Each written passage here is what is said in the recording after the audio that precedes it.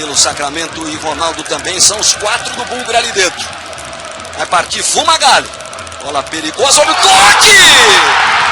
Gol!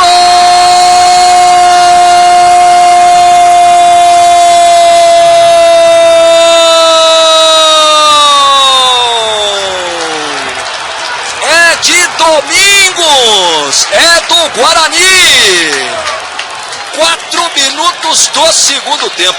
Essa bola parada tem sido quase que mortal do Guarani contra os adversários. Olha a batida do Fumagalli, dá uma olhada onde foi o Domingos, ó. Mais alto do que até o Anderson com as mãos. Vamos ver de novo. Deu uma casquinha de cabeça, a bola caiu no canto esquerdo do goleiro. O Domingos comemora muito o Guarani no começo do segundo tempo. Faz 1-0 aqui sobre o 15 de Piracicaba. Olha o Pardalzinho aí, ó. Pedalou em cima do Vinícius Bob, levou no fundo, fez o break. Olha o balanço do Pardalzinho aí. Bola pra trás. Ninguém chega. Vai chegar o Wellington Monteiro de primeiro, uma bomba! Que golaço! Gol!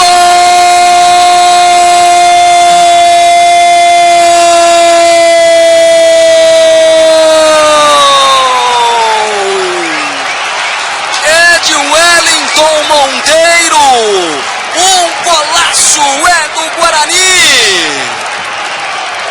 Uma paulada do capitão, camisa 5 do Bugre.